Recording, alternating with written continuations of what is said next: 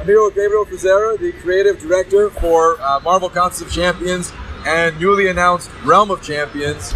And I want to just ask you some questions about both these games. Sure. So, the first question, let's start with the contest.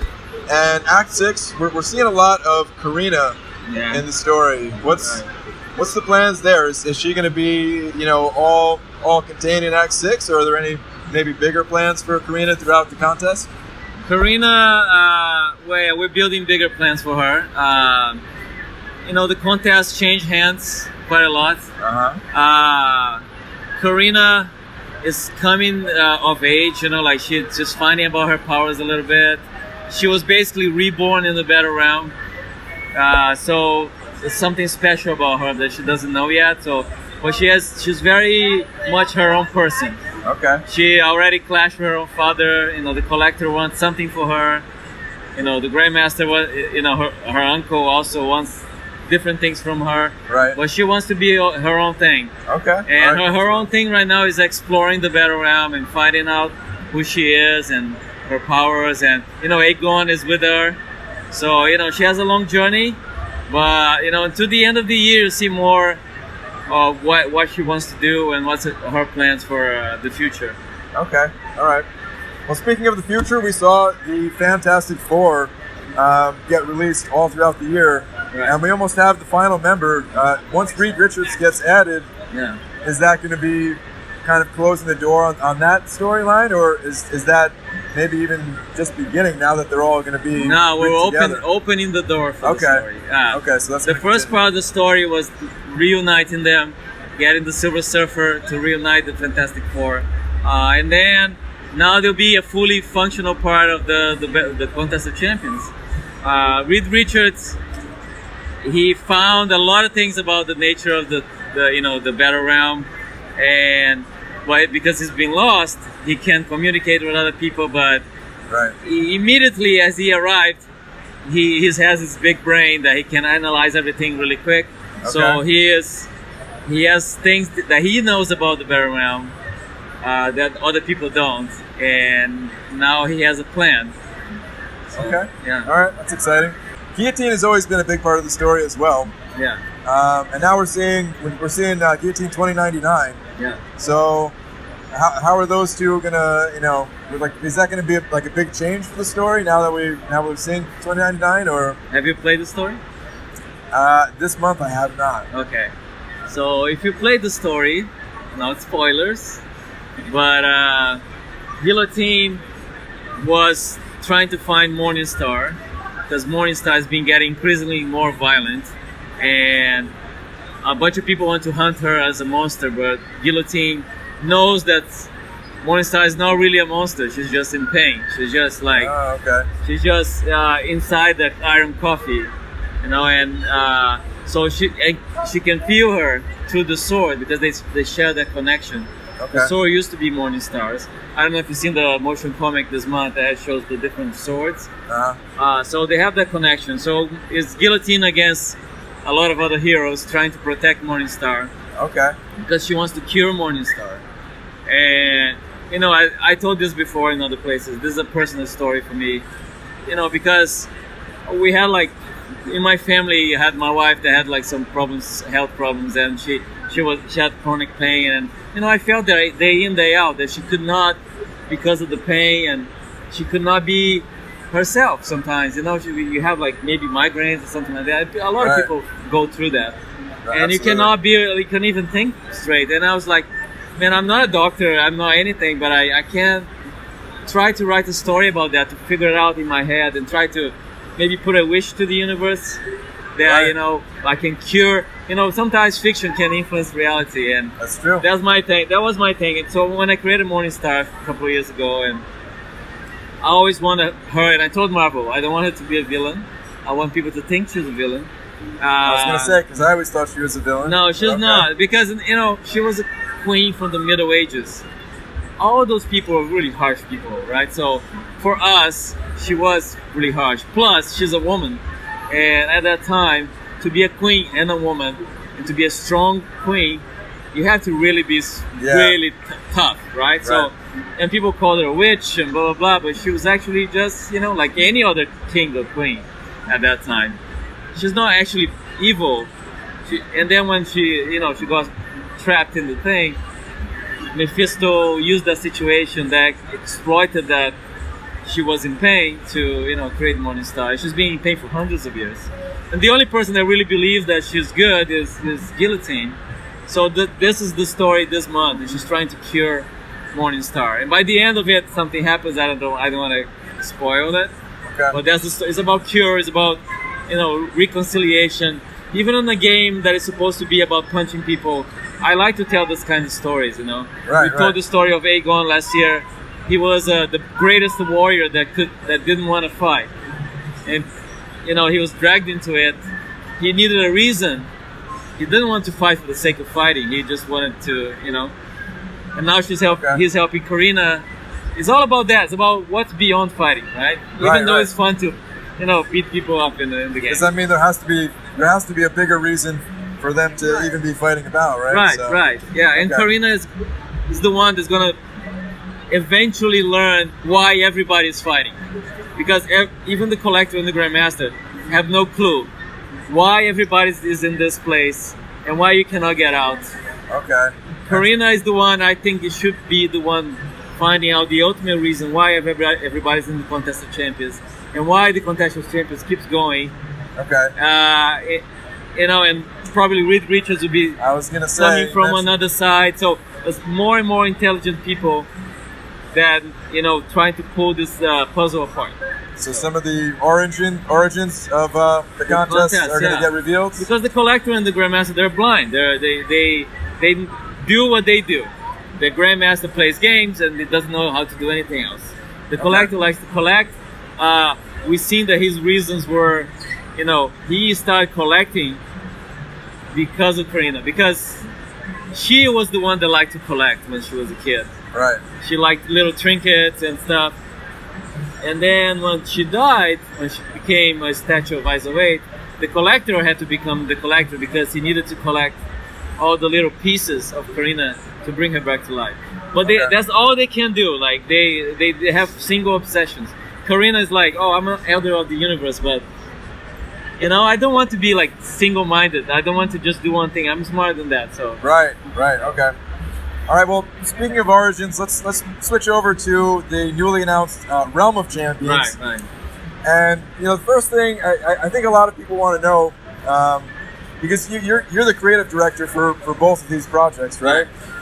But there's two separate teams working on actually bringing this to life, right? Yeah. It's not going to take away from the contest development and everything. That's still going to continue on. The two teams in two different offices, one across the street from each other. Okay. The contest team is as big as it's ever been. Okay. This game is sprawling, right? And it keeps growing. This last year was the best year ever in many different ways. Our characters are getting better. As the game grows, there is problems. Of course, the point a game that doesn't have bugs and problems. We do have our share of problems, but we always try to fix it. And I always say to people, if you don't break your toys, you don't have fun. So we're always trying something new every month. So that's why we have the problems. But the team is very well equipped. There's a lot of people that we didn't have last year. We brought more people, more QA people, more engineers, more designers, more everybody. So the team is packed. And we started a brand new team for Realm. We brought people from all over, from different studios, but the creative part is a single effort, right? It's me and a few other people. They are the creative heads of it. We want the art style to be similar, because we want those characters to belong in the same universe. Right. Although those characters will look better because they've been made now. On better technology. We call them Contest Plus, right? It's a contest style, but a bit more. So it's just a few people that transit between the two teams. And we want it that way. We want to have a singular vision that is not watered down by having like a committee of people. Right. I have a story in mind. I already have like 2 years of this game plotted out. I already have 2 more years of the contest plotted out. but they start doing this, right? Okay. At first, you're gonna see little things, and if you play some back quests of contests, you see some things already of Realm in there. You just didn't know what you're seeing. Hey, you mentioned that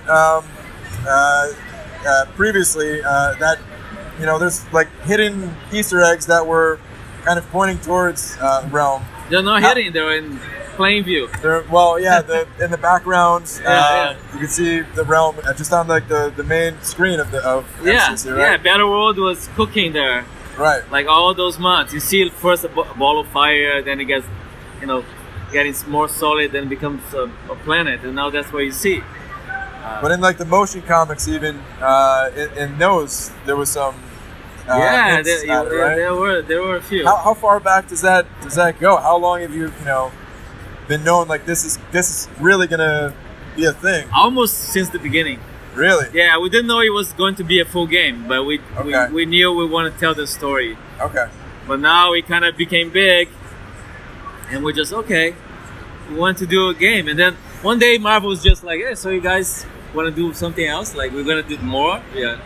And then like, "Oh, good you ask, because we do have something." I already had pitched the game. It was initially just me pitching the game internally. Because I had this idea about Secret Wars and all these different things that was swirling in my mind. I love history. I love alternate history, alternate realities. I love multiverses and stuff like that. So I was just thinking about this specific story and world. I just didn't know what to do with it, right? So I knew. I heard a motto at the Marvel Games presentation from you. What was it exactly? Make Marvel mine. Make Marvel mine. Yeah. Okay. So can you expand? Like, I mean, in Marvel Contest of Champions, you have these characters designed for us, and they're beautiful and everything, but we don't have that customization. Can you expand upon how we are going to be able to make Marvel mine in Realm? Well, yeah, for contests, when we build a character, that's it, right? We take a long time, and they're very detailed, but they're never built for more than that. They're built to be those characters. And it's a fighting game, it's not at the point of the game. Never, we didn't want to do that since the beginning. But for this game, we're just like, you know what? Now there's something we can explore that we didn't do before. And same thing with the PvE real-time thing. Right. So. Yeah, so I started going back and say like, I really want people to not take Captain America and then switch to Captain America Infinity War or switch to whatever, because that's what some of the Marvel games do that. I want people to actually take a Hulk that is not Bruce Banner, is not any specific Hulk, right? Is your Hulk, you as a Hulk, and then do whatever you want. Of course, it's a curated experience.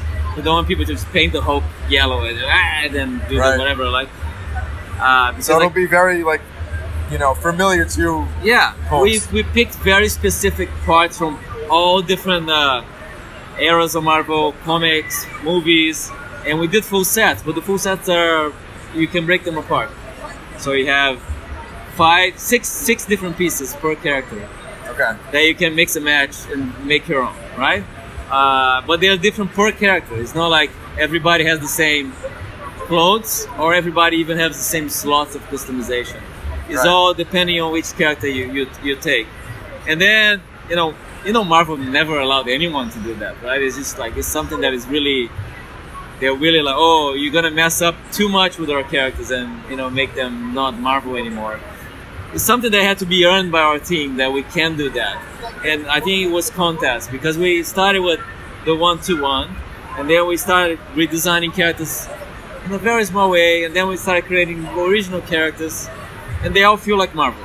So Marvel, we are at that point that we could ask this really big ask of Marvel, that's what we want to do. We want to make people feel that they live in this world, and they're part of this world, and the character is their character, and it's not somebody else's.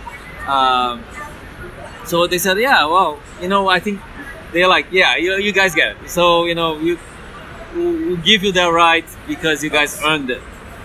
Of course, it's a big task, because every time we put a new new set together, we have to, recombine it and see, does that work with some other sets that we have? Right. So we all have to make sure that they balance against each other in a way, which is really complicated. So we have to say, oh, there's a color scheme for, let's say, Spider-Man. Spider-Man has a color scheme that we always use in every single set, like black, blue, red, white, right? Right. Every Spider-Man or most Spider-Man in all of history use those colors in a certain way. So everything we design, which are not exactly the ones from the comics, but inspired by them, will have those colors. So when you combine them, they don't feel like a mishmash that looks like you. Right. So you can still tell kind of at a glance of, okay, this is in, Yeah, right. But Okay. then when they combine, they become something different, right? Right. Yeah. Okay. So there's 8 different houses that you can pledge to right now, right? Yeah. And you've got some good options to start with, but I didn't see any like a Howard the Duck. How about the duck house? Where's the Duck House? I want to pledge to the Duck House. We What's up actually, with that? we actually play the duck. We have a list of 50 right now that we want to do, and we have some of those ones too. Okay. The duck pond or whatever, and then maybe Hyperion will be there too. Yeah. We want every house to have a few characters too eventually. Okay. So in terms of releases, we might release a new house, but we might release a new character inside the house that exists. Okay.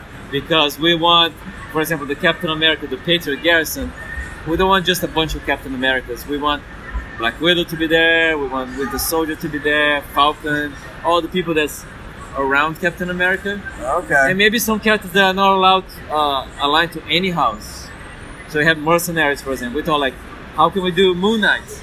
Moon Knight can be a mercenary, right? Yeah. Deadpool will have a house.